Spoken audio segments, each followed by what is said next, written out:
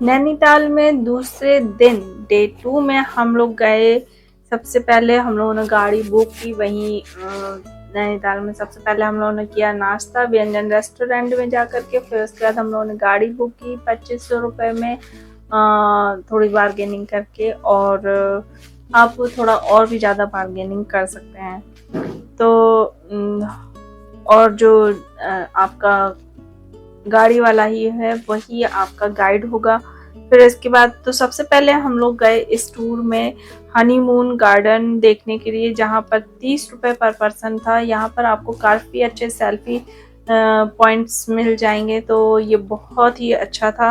यहाँ पर आपके बहुत ही अच्छे अच्छे पिक्चर्स आप क्लिक कर सकते हैं। फिर इसके बाद हम लोग गए गोलूदेव मंदिर। गोलूदेव मंदिर में हम लोग जैसे ही पहुंचे वहां पर बहुत यहाँ गोलूदेव मंदिर में बहुत ही घंटियां ही घंटियां आपको चारों तरफ दिख जाएगी। गोलू देवता यहाँ के उत्तराखंड के बहुत ही प्रसिद्ध देवता हैं और न्याय के देवता इनको कहा जाता है। और ये वहाँ के लोग इनको गोलू देवता को बहुत ही ज़्यादा मानते हैं और कहते हैं कि जैसे ही कोई भी मांगलिक कार्य होता है और तो गोलू देवता के मंदिर जाया जाता है।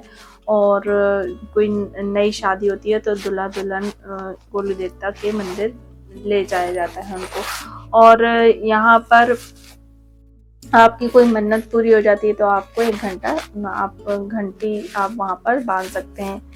और तो यहाँ पर हम लोगों ने गोलू देवता के जैसे ही मंदिर पहुंचे वहाँ पर खूब तेज बारिश शुरू हो गई। तो हम लोग तो बहुत लकी थे, तो हम लोग जो पूजा हुई उसमें शामिल हो गए थे।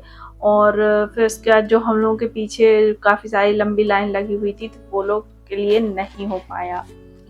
तो हम लोग लकी रहे बहुत ज़्यादा। और इतना ठंडा मौसम हो गया था, इतना कोहरा कि कुछ दिखाई भी नहीं दे रहा था और आग जलाने की तक ज़रूरत पड़ गई थी। आप खुद देख सकते हैं यहाँ। तो और वो जो पंडित जी थे वो भी बता रहे थे कि यहाँ तो हमेशा ऐसा ही मौसम बना रहता है। तो ये था गढ़मुक्तेश्वर का हम लोगों का टूर। तो ये जो गोलू देवता के जो मंदिर हैं काफ़ी सारी जगह पर हैं। तो ये जो हम लोग गोलू देवता के मंदिर गए थे यहाँ पर, तो ये है घोड़ा खाल गोलू देवता का मंदिर। और फिर इसके बाद वहाँ से जैसे ही बारिश बहुत ज़्यादा हो रही थी तो हम लोग रुक गए। बाकी सारे लोग, काफ़ी सारे लोग थे उस मंदिर में।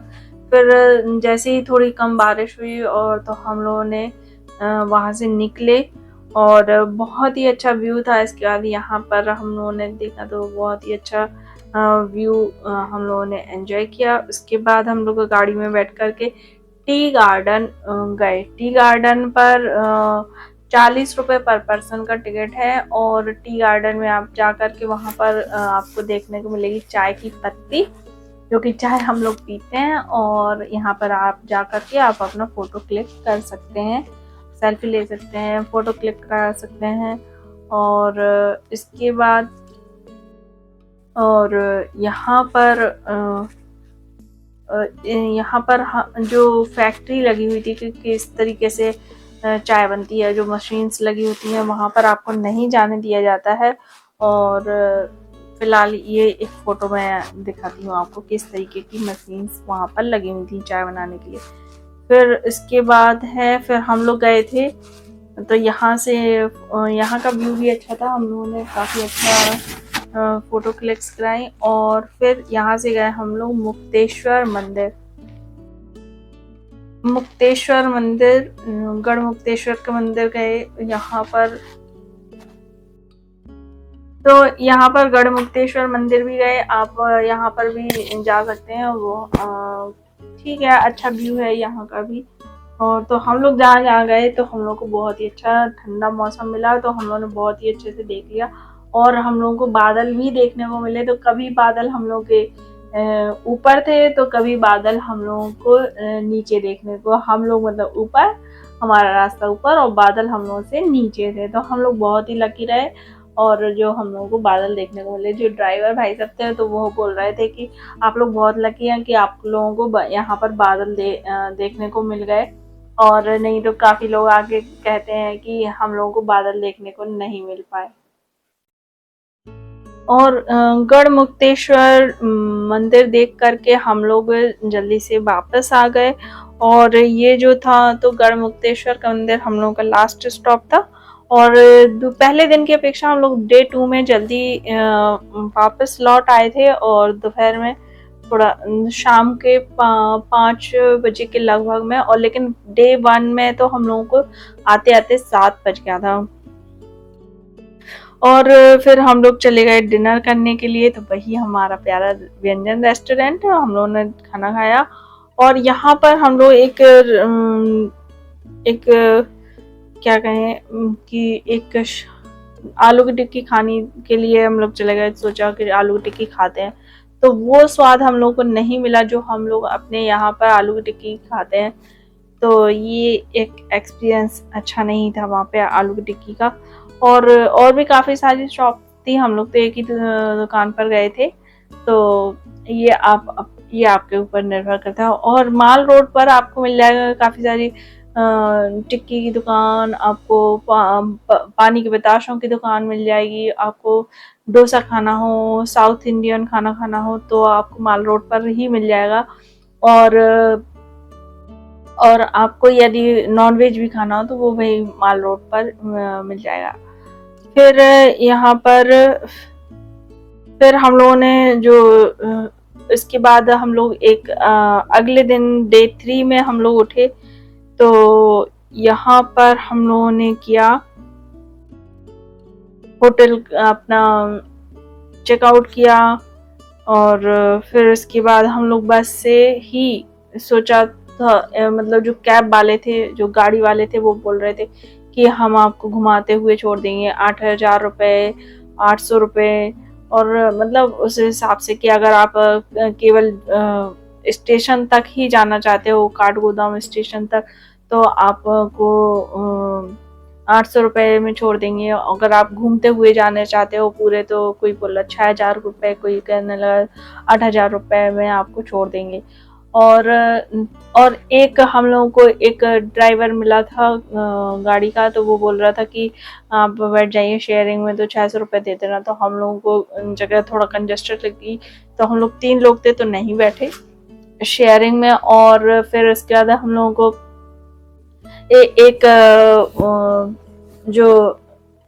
एक ड्राइवर ऐसा मिला, वो बोल रहा था कि मुझे पंतनगर हवाई अड्डे तक जाना है, आप लोग बैठ जाइए और 600 रुपये भी दे दीजिएगा। तो हम लोगों को सही नहीं लगा, और कैब में हम लोग जाना नहीं चाहते थे, और इसलिए हम लोग बस में ही चले गए। बस में हम लोग 225 रुपये में हम लोग नैनीताल से काठगोदाम तक आ गए। तो नैनीताल का एटमॉस्फेयर फिर जब हम लोग गए तो बहुत ही अच्छा था, ठंडी हवा थी, ठंडा मौसम था। तो कुल मिला के बहुत ही अच्छा लगा। लेकिन फिर हम लोग ने सोचा कि अब काठगोदाम तक जाया जाए। तो काठगोदाम हम लोग पहुंच गए। तो काठगोदाम में थी गर्मी, और हम लोगों का कलर बहुत ही डाउन हो गया वहां पर। तो फिर लेकिन हम लोग का अब काठगोदाम में कुछ हम लोग घूमने ही कुछ ज्यादा हम लोगों को समझ में नहीं आया था कि काठगोदाम में कहाँ जाया जाए। तो शाम तक हम लोग काठगोदाम तक पहुंच गए थे। फिर हम लोगों को वहां पे स्टेशन पर रुके रहे, क्योंकि हम लोग अगले दिन थी हम लोगों की ट्रेन। तो वहां पर जो रात में आपको स्टेशन पर रुकने नहीं देते हैं, और जो पुलिस वाले आते हैं वो आपको वेटिंग रूम से भी निकाल करके बाहर कर देते हैं। और भले ही आपके पास टिकट हो। और वो एक नियम है, कहते हैं कि वहाँ वो लोग बता रहे थे पुलिस वाले कि एक नियम है कि आप जो ट्रेन का आपका टाइम है उससे आप 2 घंटे पहले और 2 घंटे बाद तक ही आप वेटिंग रूम में रुक सकते हैं। और आपको रुकना है तो आप एसी लॉन्ज ले लीजिए, और एसी लॉन्ज में आप रुक सकते हैं। तो एसी लॉन्ज में 1 घंटे के रुकने के आपके लग रहे थे 10 रुपये पर पर्सन। तो आप 1 घंटा मान लीजिए, आप 2-3 घंटे लगे तो 30 रुपये आपका एसी लॉन्च का लग जाएगा। तो हम लोगों ने तो बात कर ली थी तो स्टेशन मास्टर से, तो हम लोग रुके रहे रात भर वेटिंग रूम में ही। और काफ़ी सारे लोग भी फिर बाद में वहाँ पर आ गए थे। तो इस तरीके से हम लोग वेटिंग रूम में ही रुके, हम लोगों ने एसी लॉन्च नहीं लिया था। फिर इसके बाद हम लोगों ने जो अगला दिन हम लोगों का काठगोदाम पर ही स्टेशन पर ही रुके, क्योंकि हम लोग का ट्रेन का जो था अगला, वो हम लोगों की थोड़ी दोपहर में थी। दोपहर में आई थिंक 4 या 5 बजे के लगभग थी हम लोग की देहरादून की ट्रेन। तो यहाँ पर हम लोग रुकना ही था। तो अब सुबह से सोचा कि क्या किया जाए, इतना सारा टाइम है। तो हम लोग सबसे पहले उठते साथ ही सुबह शीतला माता मंदिर देखने के लिए गए, वो जो थोड़ी सी पास में था, मुश्किल से 5 मिनट की दूरी पर था। अगर आप ऑटो से जाते हैं तो ऑटो हम लोगों ने बुक कर ली थी, तो 10 रुपये पर पर्सन के हिसाब से दे दिया था। और शीतला माता मंदिर के वहाँ पर आपको छोड़ देते हैं। तो वहीं पर एक दो खाना खाने के लिए रेस्टोरेंट बोलेंगे या कैफे बोलेंगे, तो वहाँ पर अच्छा पराठा था, काफ़ी हैवी बड़ा। तो वो हम लोगों ने सुबह नाश्ता वहीं पर किया, क्योंकि जो काठगोदाम के बाहर जो खाने के लिए था, वहाँ पे हम लोगों को खाना पसंद नहीं आया होटल्स पर। तो हम लोगों ने बाहर वहाँ जा कर के नाश्ता किया था, तो अच्छा नाश्ता था वहाँ पर। तो यहाँ पर शीतला माता मंदिर हम लोग गए, तो बहुत ही अच्छा था। और यहाँ पर कोई ज़्यादा भीड़ नहीं मिली हम लोगों को शीतला माता मंदिर पर, क्योंकि हम ही लोग शायद सबसे पहले पहुँचे थे और 1-2 लड़के और थे। तो काफ़ी अच्छे से हम लोगों ने देख लिया, घूम लिया, अच्छा था वहाँ का व्यू भी।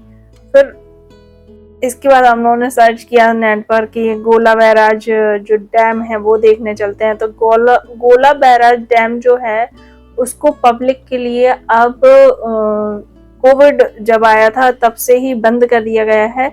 लेकिन हम लोग आधी दूर तक पहुंच गए, और फिर वहाँ पर जो वहाँ के गार्ड्स हैं उन लोगों ने हमें बताया कि नहीं, आप यहाँ पर नहीं जा सकते। और ये कुछ नहीं है, बस एक गोला नदी पर बना हुआ वहाँ पर गोला बैराज एक डैम है, एक बांध है बस। तो यहाँ पर आपको एंट्री ही नहीं देंगे। तो खैर फिर हम लोग वापस आ गए। तो हम लोगों ने जो क्लॉक रूम में यहाँ पर सामान रखा हुआ था, इसके हम लोगों के लगे 135 रुपये लगे थे, क्योंकि हम लोगों के 3 बैग थे। तो 3 बैग के 135 रुपये लगे कुछ हम लोगों के। और फिर हम लोगों की शाम की जो ट्रेन थी उसमें बैठे हम लोग काठगोदाम से देहरादून के लिए निकल गए। अब हम लोग देहरादून पहुंचे। जो हम लोग पहले दिन जा रहे थे, देहरादून जा करके फिर नैनीताल जाते, फिर नैनीताल से फिर वापस देहरादून आते, हम लोगों को पता नहीं था, इसलिए कि तो अब हम लोग की ट्रिप देखिए बहुत सही हो गई थी। तो हम लोग अब देहरादून गए। तो यहाँ जो नैनीताल का एटमॉस्फेयर था ठंडा था, और जैसे ही आप नैनीताल से बाहर नीचे उतर आएंगे, आप यहाँ उतर आए काठगोदाम देहरादून, तो यहाँ का टेम्परेचर आपको नॉर्मल टेम्परेचर मिलेगा। मतलब थोड़ा सा हॉट ही था, ज़्यादा ठंडा नहीं था यहाँ का। तो काफ़ी अच्छी गर्मी होती है यहाँ पर, तो आपको पंखा चलाने की ज़रूरत पड़ ही जाएगी यहाँ पर। फिर इसके बाद तो देहरादून जब हम लोग पहुँचे अगले दिन, तो देहरादून में फिर हम लोग अब हम लोगों को पता चल चुका था कि होटल में अगर रुकते हैं तो आपको पैसे ज़्यादा देने पड़ेंगे, और अगर हम लोग धर्मशाला बुक करते हैं तो हम लोगों के पैसे बचेंगे और कम पैसों में हम लोगों का काम हो जाएगा। तो ये देखिए बहुत ही बेनिफिशियल रहा हम लोगों के लिए। तो देहरादून पहुंचकर सबसे पहले हम लोगों ने नेट पर सर्च किया, तो जो कि हम लोग एक हम लोग को पता चली कि एक अग्रवाल है और धर्मशाला, और एक है जैन धर्म। तो हम लोगों के मन में पता नहीं क्या आया, तो हम लोग जैन धर्मशाला चले गए। तो जैन धर्मशाला में सिर्फ 200 रुपये हम लोगों का किराया लगा। एक ही रात हम लोग को रुके, और हम लोग तीन लोग हम लोग एक साथ। और यहाँ पर आप जाएंगे तो आपको ये भी काफ़ी यहाँ पर भी भीड़ रहती है, और लेकिन वो कमरा फुल बताते रहते हैं, लेकिन आपको ट्राई कर लेना है फिर। और जैन धर्मशाला में रुकने के लिए एक फॉर्म लगता है, तो वहीं पर आपके एक बनी हुई है एक दुकान चाय वाले के पास में, फोटो स्टेट की एक दुकान है, तो वहीं से आपको जैन धर्मशाला में रुकने के लिए एक फॉर्म मिल जाएगा। उसको आपको फिल करना पड़ेगा और फिल करके आप वहां पर दे देंगे, और कि उसमें लिखा होगा, उस फॉर्म में भरी जानी है डिटेल्स ये कि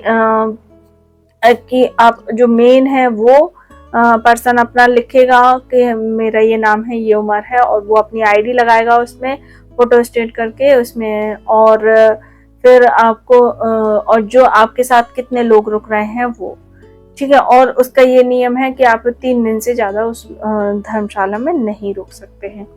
तो ये थोड़े नियम भी आपको पता कर लेने चाहिए। तो यहाँ से हम लोगों को जैन धर्मशाला में हम लोगों ने अपना नहाया धोया, फ्रेश हुए, अच्छे आराम से थोड़ा सो लिया। फिर उसके बाद और नीचे से अगर आपके रूम में बेडशीट वगैरह नहीं है तो आपको नीचे जाना पड़ेगा, और एक वो वहाँ पर वो एंट्री करते हैं और बेडशीट आपको चादर वगैरह दे देते हैं। तो और उसके लिए आपको एक अपनी आईडी देनी पड़ेगी अलग से, या देखने के लिए मांगेंगे तो वो दे देंगे आप। फिर और जब आप वापस चेकआउट करेंगे उस धर्मशाला से, तो आपको वापस से आपको देनी पड़ेगी, और वहां पर आपको एक साइन डालना पड़ेगा कि हमने ये सामान वापस कर दिया। फिर उसके बाद एक आपको वहां से रसीद मिलेगी, और जैन धर्मशाला में जो आपको पहले दिन रसीद दी गई थी वो जमा हो जाएगी, और दूसरी आपको एक रसीद वहां पर मिल जाएगी। फिर इसके बाद हम लोग जो पहले ही दिन था अभी तो हम लोग जैन धर्मशाला में अपना सामान रख करके हम लोग चले गए बस से मसूरी। तो यहाँ पर जो देहरादून स्टेशन है उसके पास ही है मसूरी जाने के लिए बस स्टैंड। तो वहां से आप क्या करेंगे कि आप जो है इसको आप बहुत लंबी लंबी लाइन लगती हैं, तो यहाँ पर जाने के लिए आप चाहे कितना ही बड़ा आदमी क्यों ना हो वो भी बस से ही जा रहा है, बस से ही सफर करता है, क्योंकि वहाँ पे कैब भी जाती हैं, लेकिन आप कैब से अगर जाएंगे तो आपको बहुत महंगा पड़ेगा। यहाँ पर पर्सन आपका जैसे मैं बताती हूँ कि 225 रुपए में हम 3 लोग बस से मसूरी पहुंच गए थे। तो आई थिंक 70 और 80 के लगभग में ये था ये टिकट। और यहाँ पर 2 तरीके की बसेस लगती हैं, एक लाइब्रेरी चौक तक जाती है, और एक और बता रहे थे। तो लेकिन आप लाइब्रेरी चौक पर ही छोड़ा था उन लोगों ने, हम लोग को एक दूसरा भी बता रहे थे, इस नाम मुझे याद नहीं आ रहा, तो वो लेकिन वो छोड़ते आपको लाइब्रेरी चौक तक ही है, और लाइब्रेरी चौक ही फाइनल स्टेशन है। और तो हम लोग फाइनली पहुंचे बस से 225 रुपए में लाइब्रेरी चौक। वहां पर आप बहुत ही अच्छा गुरुद्वारा है, एक पॉइंट व्यू बना हुआ है जहाँ से आप थोड़ा सा अच्छा नज़ारा देख सकते हैं। बहुत ही ठंडक हो गई थी वहां पर मसूरी में। फिर वहां पर हम लोगों ने थोड़ा सा खाना खाया, कॉफ़ी पी, और कॉफ़ी और कैपेचिनो।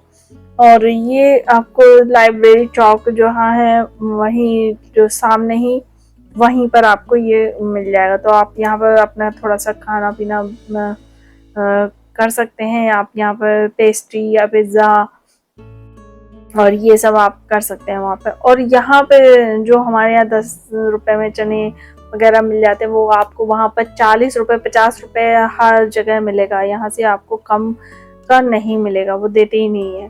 फिर इसके बाद हम लोग थोड़ा सा और आगे लाइब्रेरी चौक से थोड़ा सा और आगे ये थोड़ा सा नाश्ता पानी करके आगे बढ़े। तो काफ़ी हम लोग, लेकिन गलती ये रही हम लोग को थोड़ा और जल्दी आना चाहिए था मसूरी के लिए जाने के लिए, क्योंकि हम लोग फिर बताऊंगी मैं कि क्यों हम लोग को जल्दी जाना चाहिए था, जिससे हम लोग और जल्दी क्योंकि हम लोग शायद लगभग 1 बजे तक पहुंचे थे मसूरी। फिर इसके बाद हम लोग थोड़ी आगे जा करके एक वहां पर, तो हम लोग इसके बाद फिर थोड़ा सा पैदल चल के लाइब्रेरी से थोड़ा एक टर्न आता है वहां से, तो पूछते पूछते हम लोग चले गए। तो वहाँ से हम लोग को एक टूर कैब की बुकिंग होती है, एक थोड़ी सी गुमटी टाइप की रखी हुई है, वहीं से होती है। तो बोल तो रहे थे कि आप ऑटो में चले जाइए, बहुत से ऑटो वाले पीछे पड़ गए, लेकिन हम लोग पैदल पैदल ही चले गए थे। मुश्किल से 5 मिनट का रास्ता था, और थोड़ा सा नेट पे भी हम लोगों ने सर्च कर लिया था। और फिर उसके बाद तो वहां पर पहुंचे, तो उस टाइम पे हम लोगों को टाइम ज्यादा हो चुका था, तो इसलिए तो हम लोगों ने सोचा कि मसूरी जा करके हम लोग जाएंगे लाल टिब्बा देखने के लिए, और कैंपटी फॉल भी हो जाएगा। तो लेकिन पता नहीं था कि लाल टिब्बा अगर आपको जाना है तो वो अलग वे में है, और कैंपटी फॉल जाना है तो अलग वे में।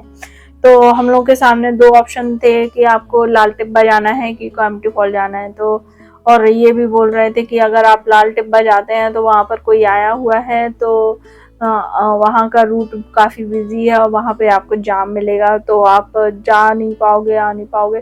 तो इसलिए हम लोगों ने जो टूर कैब बुक की वो 2600 रुपए की थी। तो वो आपको इस तरीके का एक पर्चा भी दिखा देते हैं कि ये अगर आप घूमना चाहते हैं तो इतने इतने पैसे आपके लगेंगे।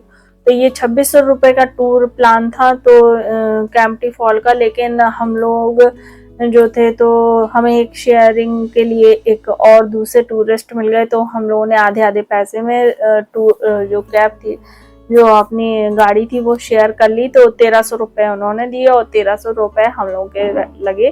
तो इस तरीके से हम लोगों के पैसे बच गए, तो नहीं तो हम लोगों को 2600 रुपए देने पड़ते। तो हम लोगों ने ये हो गया। और फिर इसके बाद तो हम लोग गए वहां पर, तो हम लोगों ने कैंपटी फॉल गए, और कैंपटी फॉल के बाद एक सरकंडा देवी का मंदिर था, वहां गए। और सरकंडा या सरकुंड ऐसे कुछ था, तो वहां गए। और उसके बाद फिर हम लोग कैंपटी फॉल में काफी अच्छा लग रहा था, और लेकिन हम लोगों ने वहां पर नहाया नहीं, केवल ऐसे ही देख करके बस वहां पर जो केबल कार चल रही थी, बस वहां उस केबल कार का एंजॉय किया। और केबल कार के आप जाने में तो कुछ, हाँ वहां पे एक ध्यान रखने वाली बात ये है कि केबल कार जो है वो आपको 200 रुपए में हो जाता है आपको वहां पे टिकट। और शर्त ये है कि आप अगर एक तरफ जा रहे हैं तो भी आपका 200 रुपये लगेगा, और आप दोनों तरफ से जा रहे हैं तो दोनों आने और जाने का भी तो भी आपका भी 200 रुपये लगेगा। तो कुछ लोगों को मालूम नहीं रहता, तो वो सिर्फ एक ही तरफ से जाते हैं। तो हम लोगों ने दोनों तरफ का गए, और मतलब यहाँ से नीचे और यहाँ वहां से वापस ऊपर उसी टिकट पर। हम लोगों को इसके लिए कोई अलग से टिकट नहीं लेना पड़ा, और ना ही ऐसा किया काफी नीचे था। तो यदि आप जाते हैं तो पैदल सीढ़ियों से तो आपको काफी थकान हो जाएगी, इसलिए केबल कार जरूर वहां पर ले लें। और नीचे कैंपटी फॉल में फिर लेकिन हम लोगों ने नहाया नहीं, केवल वहां पर पिक्स क्लिक कर लिया। और जो केबल कार है वो 200 रुपीज पर पर्सन है, एक लोग के 200 रुपए हैं। तो यहाँ पर हम लोगों के 600 रुपए लग गए। और यहाँ पे हम लोगों ने टिक्कियाँ पी, तो जो टिक्की हम लोग यहाँ पे 10 रुपए और 20 रुपए में गोलगप्पे पी लेते हैं, वो वहाँ पर 50 रुपए के मिले। और तो ये हम लोग आप लोग अपने हिसाब से एडजस्ट कर सकते हैं। तो काफी महंगा होता है कभी हम लोग बाहर जाते हैं। और फिर अब फिर हम लोगों को लौटना था। अब लौटते लौटते क्या हुआ कि लौटते में हम लोगों को लग गया जाम। तो वहां पर जब जाम लग गया तो हम लोगों ने सोचा कि अब कैसे लौटेंगे। तो काफी सारा लंबा जाम लगा हुआ था, तो 1-1.5 घंटा तो उसी में बर्बाद हो गया। हाँ, और हम लोग वहां पर बुद्ध टेम्पल भी गए थे, बुद्ध मंदिर वहां पर मसूरी में, जो कि अच्छा लग रहा था वहां पर भी। और बुद्ध टेम्पल में अगर आप जाते हैं तो दलाई हिल्स के लिए अलग से ही वहीं पर एक रास्ता है, तो वहां पर जाना बिल्कुल भी मत भूलिएगा। दलाई हिल्स में हम लोग को तो पता नहीं था, मेरा भाई होके आया, हम लोग नहीं जा पाए, हम लोग को पता ही नहीं था। फिर उसके बाद तो आप और जल्दी से जल्दी आने की कोशिश कीजिएगा मसूरी से, अगर हो सकता है। तो अगर आप बस से आना चाहते हैं तो बस से अगर आप आ रहे हैं तो आप सोचिए सिर्फ आपके 225 रुपये ही लगेंगे 3 लोगों के। और अगर आप फिर लेट हो जाते हैं इससे 7 बजे के बाद, तो फिर आपको जो गाड़ी वाले हैं वो आपसे कहेंगे 1600 रुपये से कम नहीं ले रहे थे वो। और फिर जैसे तैसे एक अलग से हम लोग थोड़ा वहाँ से नीचे चले गए और वहाँ से एक खाली कैब निकल रही थी, तो वहाँ से हम लोगों ने पैसे ठहरा करके थोड़े से 900 रुपये हम लोगों के लग गए अलग से आने के लिए। सिर्फ हम लोग 3 लोग ही आए वहाँ से। तो आपको जल्दी निकलिए मसूरी जाना हो तो देहरादून से सुबह, और सुबह आई थिंक 6 बजे भी बसेस वहाँ से चलना शुरू हो जाती हैं, तो जिससे आप जल्दी पहुँचे और शाम के टाइम आप जल्दी से निकले। और वीकेंड पर यहाँ पर जाना आप अवॉइड करें, क्योंकि वीकेंड पर यहाँ पर काफ़ी भीड़ होती है, तो जाम ज़्यादा से ज़्यादा लग ही जाता है। और फिर इसके बाद जब हम लोग वहाँ से लौटे तो पहाड़ी से जो ढलान वाला रास्ता होता है, तो हम लोग के यहाँ पे कानों में दर्द होने लगा, कान बिल्कुल से बंद हो गए थे और सुनाई भी देना हम लोगों को बंद हो गया था बिल्कुल से। तो आप इस तरीके से अपना जबड़ा करके और थोड़ा सा आप रिलैक्स करके कर सकते हैं, तो ये आपका सही हो जाएगा। और फिर उसके बाद थोड़ा सा वहीं जहाँ जैन धर्मशाला के सामने एक छोटा सा ढाबा है फर्स्ट नंबर पर, बिल्कुल सामने ही बिल्कुल एंड में। तो जो बड़ा ढाबा है वहाँ ना जाएं आप, छोटे ढाबे से खाना पैक करा लीजिए, वहाँ का खाना बहुत ही अच्छा है। सुबह 10 साढ़े 10 बजे तक ये सुबह नहीं खुलता है, तो हम लोग को तो सुबह हम लोग वहाँ नाश्ता नहीं कर पाए थे, जो फर्स्ट डे हम लोग मसूरी जाने के लिए निकले थे। और फिर लेकिन तो हम लोगों को, और आप यहाँ से बसेस भी जाती हैं, तो लेकिन फिर हाल आपको खाना आपको अगर पैक कराना है खाना, तो उसमें या फिर आप वहीं पर खाना खाइए। तो हम लोगों ने तो यहाँ पर 200 रुपये में देहरादून में हम लोगों के काफ़ी पैसे बच गए। तो हम लोगों को जो नैनीताल में एक सबक मिल गया था, तो यहाँ से जैन धर्मशाला से हम लोग के रुकने के कम पैसे लगे, नहीं तो और भी ज़्यादा हम लोगों के पैसे लग जाते।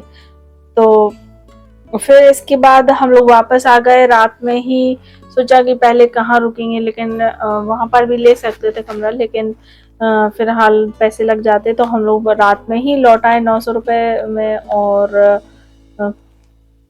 फिर हम लोग अपने आराम से सोए।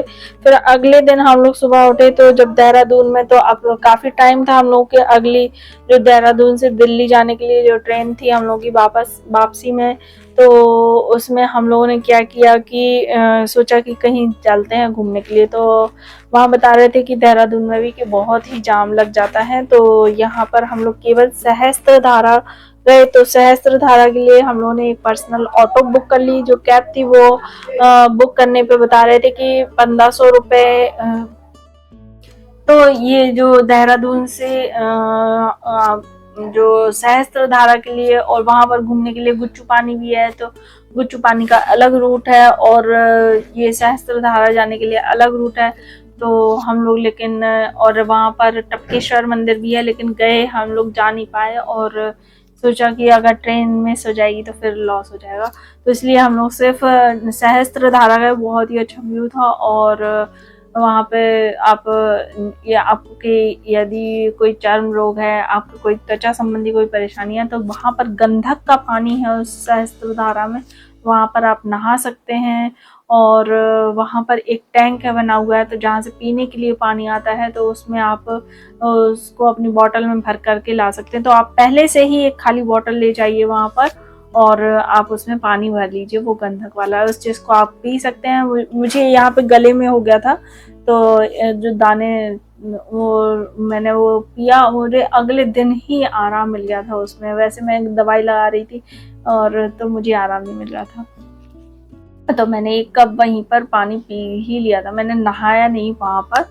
और फिर तो सहस्त्रधारा हम लोग गए। फिर वहाँ से यहाँ पर भी हम लोगों ने सामान अपना रख दिया था, तो यहाँ पर हम लोग केवल लगे 90 रुपये और 30 रुपये पर बैग के हिसाब से लगे। और फिर इसके बाद फिर देहरादून से दिल्ली हम लोग वापस के जो ट्रेन थी हमारी उसके लिए निकले और हम लोग पहुंचे अब दिल्ली। तो अब हमको पता चल चुका था कि अब रुकना कहाँ और कैसे है, तो कम पैसे में। तो अब हम लोगों ने ढूंढा धर्मशाला आप ढूंढ सकते हैं आप रुकने के लिए, या फिर गुरुद्वारा। तो गुरुद्वारा में भी आपको रुकने के लिए है। तो दिल्ली में यहाँ पर हम लोग पहुंचे चांदनी चौक, और चांदनी चौक में शीशगंज गुरुद्वारा, जो कि बहुत बड़ा गुरुद्वारा है।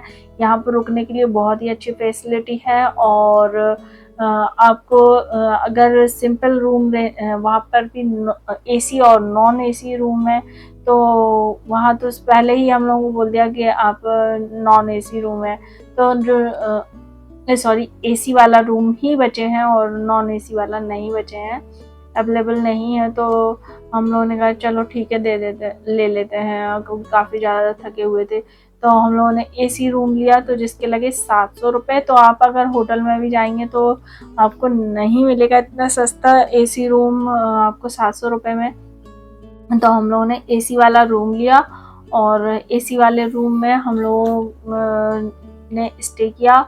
और यहाँ पर आपको शर्त ये है रुकने की, आप फैमिली के साथ ही होने चाहिए। आपको सिंगल है तो नहीं मिलेगा यहाँ पर रूम। और आपका जो आपके साथ में लोग हैं, आप फैमिली के ही साथ होने चाहिए, तभी आपको यहाँ पर रूम मिलेगा। फैमिली मेंबर्स ही होने चाहिए आपके। तो फिर यहाँ पर हम लोगों ने रूम ले लिया। तो हम लोग फैमिली मेंबर्स थे, तो हम लोग को आसानी से रूम मिल गया यहाँ पर। और फिर इसके बाद हम लोग यहाँ से थोड़ा अपना, और यहाँ के चेकआउट जो टाइम है वो है 12 बजे का। तो 12 बजे आपको चेकआउट करना होगा। अगले दिन आप कितने बजे भी आप लेते हैं। तो फिर यहाँ से हम लोग थोड़ा अपना फ्रेश हो करके फिर हम लोग गए टूरिस्ट बस से घूमने के लिए। तो यहाँ पे 600 रुपये 200 रुपये पर पर्सन है। तो यहाँ से वो घुमा बोलते हैं आपको कि आपको राजघाट, इंडिया गेट, संसद भवन, कुतुब मीनार, यहाँ पर भी एक ऊपर चलिए फिरते हैं। तो लेकिन कुतुब मीनार और लोटस टेम्पल भी दिखा देंगे, और लाल किला भी दिखाने के लिए बोलते जरूर हैं, लेकिन हम लोगों को तो नहीं दिखाया था। फिर हम लोग ने ठीक है, तो ये तो मेरा एक्सपीरियंस था। तो हम लोगों ने टूरिस्ट बस में सवार हो गए, और यहाँ से हम लोगों ने काफ़ी अच्छा घूमा। लेकिन ठीक है, आप इस बस में बैठ सकते हैं, ये कोई बुरा सौदा नहीं है, आपको परेशान नहीं होना पड़ेगा। लेकिन आप फिर भी पैसे बचाना चाहते हैं और खुद से घूमना चाहते हैं, तो आपको यहाँ की बसों का पता होना चाहिए। तो बस में क्या फ़ायदा है कि आपका लेडीज़ का कोई भी पैसा नहीं लगेगा, 1 रुपया भी नहीं लगेगा। और मेन बात यह है कि केवल जेंट्स का ही टिकट लगता है, जेंट्स के ही पैसे लगते हैं। और अगर आपको यहाँ दिल्ली में कोई बस पकड़नी है तो आपको बस स्टॉप पर ही आना पड़ेगा। बीच में आप कहीं हाथ देंगे तो बस आपके लिए नहीं रुकेगी। और फिर मेट्रो भी आपके लिए उपलब्ध है, लेकिन यहाँ मैं मेट्रो में नहीं बैठ पाई, और तो मुझे इसका कोई आइडिया नहीं है अभी मेट्रो का, तो मैं इसके बारे में आपको नहीं बता पाऊँगी अभी। तो खैर फ़िलहाल जो हम लोग टूरिस्ट बस थी, तो उसमें ही हम लोग फर्स्ट टाइम गए थे, तो हम लोग इसमें ही सवार हो गए टूरिस्ट बस में। और हम लोगों ने राजघाट, इंडिया गेट, संसद भवन, और संसद भवन के उन्होंने अंदर से नहीं, बस केवल ऐसे बाहर से दूर से बस में बैठे-बैठे ही दिखा दिया। और कुतुब मीनार के लिए हम लोग गए थे, तो कुतुब मीनार का तो अच्छा एक्सपीरियंस रहा। वहाँ पे हम लोगों ने काफ़ी टाइम एक्सपेंड किया। तो कुतुब मीनार और लोटस टेम्पल हम लोगों ने देखा अच्छे से। और इंडिया गेट भी गए थे। तो इंडिया गेट तो हम लोग फर्स्ट डे ही घूम लिया था, और इवनिंग व्यू तो बहुत ही अच्छा था, तो हम लोगों ने इंडिया गेट नहीं किया देखा। और जो राजपथ वाला जो था, जो अकबर रोड के वहाँ पर है, तो हम लोगों ने उस व्यू को देखा। और लोटस टेम्पल में भी हम लोग बहुत ही भीड़ थी, तो काफ़ी टाइम भी लग रहा था, तो हम लोग ज़्यादा अंदर तक नहीं गए। वो बता भी रहे थे उसमें कुछ नहीं है, केवल बाहर से ही उसकी बिल्डिंग देखने के लिए है, और तो हम लोग उसके अंदर भी नहीं गए, बाहर से देखकर ही हम लोग आ गए।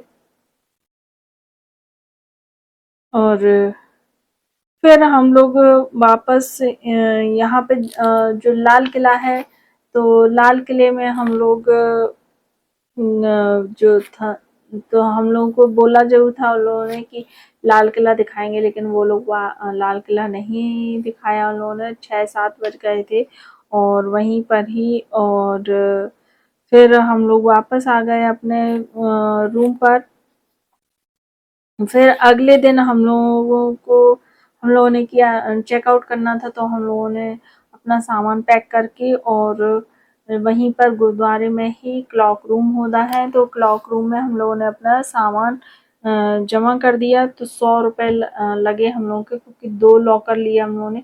अगर एक ही लॉकर लेते वहाँ पर तो केवल 50 रुपये में ही काम बन जाता, क्योंकि हम लोगों को 3 बैग थे, तो वो 3 बैग एक लॉकर में नहीं बन रहे थे। तो इस तरीके से हम लोगों ने सामान रखा, और फिर हम लोग थोड़ा अपने आप से चले गए बस से ही सरोजनी नगर। तो सरोजनी नगर जाने के लिए हम लोगों को 2 बार बस बदलनी पड़ी, और मुझे आई थिंक इतना अच्छे से याद नहीं है। तो हम लोग सरोजनी नगर पहुँचे, और उस तरफ से पहुँचे जहाँ पर लाइब्रेरी है। तो वहाँ से हम लोग पहुँचे, और फिर हम लोगों ने शॉपिंग की। अच्छे आपको रीज़नेबल प्राइस में यहाँ पर आपको सामान मिल जाएगा। और अगर आप बार्गेनिंग करने में फिर भी होशियार हैं, तो आपको और अच्छे से प्राइस में यहाँ पर मिल जाएगा। और लेकिन काफ़ी सारे यहाँ पर जो हैं वो फिक्स्ड प्राइस में ही रखे हुए हैं। फिर उसके बाद शाम आते आते हम लोग गए, सोचा कि चलो जामा मस्जिद चले जाते हैं। तो जो गुरुद्वारा सीसगंज जो गुरुद्वारा है वो लाल किले के पास ही है, चांदनी चौक में। और बिल्कुल थोड़ा सा 2-5 मिनट का वॉकिंग डिस्टेंस पर है। और फिर वहीं वॉकिंग 5 मिनट की वॉकिंग डिस्टेंस पर जामा मस्जिद है। और तो हम लोग जामा मस्जिद लौटते समय जामा मस्जिद गए सरोजनी नगर से लौट के। तो बहुत तेज बारिश आ गई। हम लोग इतने लकी रहे 10 दिन के ट्रिप में कि जहाँ जहाँ हम लोग गए बहुत ही अच्छा ठंडा मौसम बना रहा। और तो बहुत ही तेज बारिश आ गई जामा मस्जिद जैसे ही हम लोग गए। तो बस थोड़े से हम लोगों ने बिरयानी खाई, और एक सूट लिया मैंने वहीं से, बहुत ही अच्छा था वो सूट, 1,000 रुपये का। और फिर उसके बाद हम लोग वहाँ पर भी काफ़ी सारी शॉप्स हैं, और आप कुछ खरीदारी भी कर सकते हैं वहीं पर। और फिर उसके बाद फिर हम लोग आ गए अपने रूम जो जहाँ हम लोगों ने सामान क्लॉक रूम पर जहाँ पर हम लोगों ने सामान जमा किया था गुरुद्वारे में। और फिर वहाँ से, और अगर आप गुरुद्वारे में रुकते हैं तो एक फ़ायदा ये भी है कि अगर आप बाहर का खाना खाना चाहते हैं तो बाहर का खाना खा लीजिए। नहीं तो यहाँ पर 24 घंटे लंगर चलता रहता है। अगर आप बाहर पैसा एक्सपेंड नहीं करना चाहते हैं खाने पर, तो यहाँ पर आपको खाना भी मिल जाता है। और फिर यहाँ से हम लोग अपना सामान शाम के टाइम उठा करके, और यहाँ, हाँ, अगर आप चांदनी चौक जाते हैं तो यहाँ का जलेवा खाना बिल्कुल भी मत भूलिएगा। इतना बड़ा जलेवा होता है, और जलेबी जलेबी मतलब छोटी होती है, और जलेवा इतना बड़ा होता है। तो वो खाना बिल्कुल भी मत भूलिएगा। और काफ़ी सारी शॉप्स हैं यहाँ पर, और मैंने वहाँ पर खाया फालूदा, वो भी अच्छा था। और और यहाँ से एक मतलब बाहर ही ये भी अच्छा शॉपिंग एरिया है। तो यहाँ से आप कुछ अगर आप लेना चाहते हैं तो यहाँ से भी आप ले सकते हैं अकॉर्डिंग टू यू, आप अपने अनुसार। और फिर यहाँ से हम लोगों ने अपना सामान कलेक्ट किया और क्लॉक रूम से। और फिर हम लोग ने बुक की ऑटो। तो ऑटो में हम लोगों को 150 रुपये में मिल गया, क्योंकि हम लोगों को वापस जाना था हजरत निजामुद्दीन स्टेशन पर। और जो कि क्योंकि नई दिल्ली स्टेशन पर हम लोग की ट्रेन नहीं थी, हम लोग को वापस हजरत निजामुद्दीन स्टेशन से हम लोग की ट्रेन थी। और तो हम लोगों ने तो फिर हम लोग जैसे ही हजरत निजामुद्दीन स्टेशन पहुंचे, तो हम लोग वहाँ से अपनी ट्रेन में बैठ कर के और फिर हम लोग वापस अपने जहाज में आ गए। तो आप अगर कहीं जा रहे हैं किसी ट्रिप पर, तो आप थोड़ा पहले से टिकट्स बुकिंग कर लीजिए, ताकि आपको बाद में परेशान नहीं होना पड़े, क्योंकि इस टाइम में जैसे ही छुट्टियों का टाइम होता है, बहुत जल्दी जल्दी जो है टिकट्स की जो बुकिंग होती है वो बहुत जल्दी जल्दी बुक हो जाती है। तो इसलिए पहले से आप ट्रिप बना लीजिए, प्लान कर लीजिए। और खैर अगर वो तो फिर लक की बात होती है कि अगर आपका लक होगा तो आप बिना प्लानिंग के और बिना उसके भी आप चले जाते हैं घूमने के लिए। तो लेकिन फिलहाल मेरा सुझाव यही है कि आप कम से कम 1-2 महीने पहले से प्लान कीजिए और अच्छे से बुकिंग कीजिए, ताकि आपको सही सही ट्रेन की आपको सीट्स मिल सकें। और खैर फिलहाल हम लोगों को बहुत ही अच्छा सफ़र रहा, बहुत ही अच्छा ट्रिप रहा, और इन सब में मुझे सबसे ज़्यादा मज़ा मुझे आया नैनीताल में। नैनीताल में आप जब भी आप नैना लेक के वहाँ पर जाएंगे, तो आप आप सुबह शाम कहीं पर भी बिल्कुल देख लीजिए, आपको बिल्कुल भी ऐसा बोरियत महसूस नहीं होगी, आपको बहुत ही अच्छा लगेगा। और चाहे आप नाइट व्यू में चले जाएंगे नैना लेक पर, तो आपको बहुत ही ज़्यादा मज़ा आएगा यहाँ पर। तो और मेरा तो सुझाव है कि हर व्यक्ति को अपने जीवन में एक बार नैनीताल ज़रूर से ज़रूर जाना चाहिए। और मेरा तो ये बहुत ही अच्छा एक्सपीरियंस रहा, और मैं जो एडवेंचर करना चाहती थी, hot air balloon, zip line, paragliding, तो वो भी मेरा हो गया। और बहुत ही अच्छे एडवेंचर और भी थे, लेकिन मेरा बस यही रहा। तो मुझे तो काफ़ी बहुत ही अच्छा लगा नैनीताल में सब पूरे 10 दिन के ट्रिप पर। और तो थोड़ा-सा जो दिल्ली का था तो वो वैसा लगा मुझे, लेकिन बहुत नैनीताल में मुझे बहुत ही अच्छा लगा, और मेरा ये 10 दिन का ट्रिप मुझे बहुत ही मज़ेदार रहा। और मैंने जो अगर आप शॉपिंग करना चाहते हैं तो बस सरोजनी नगर मार्केट जाइए दिल्ली के, और बहुत ही अच्छी आपको यहाँ पे शॉपिंग एरिया है ये, और बहुत ही अच्छी आपको यहाँ पे चीज़ें मिल जाएंगी। तो टिल देन अगली वीडियो में मैं कहीं जाऊंगी तो फिर अगला वीडियो और बनाऊंगी, और कैसा एक्सपीरियंस रहा आपसे शेयर करूंगी, और कोई जो उपयोगी जानकारी है वो आपके लिए लेकर के आऊंगी। Till then bye bye.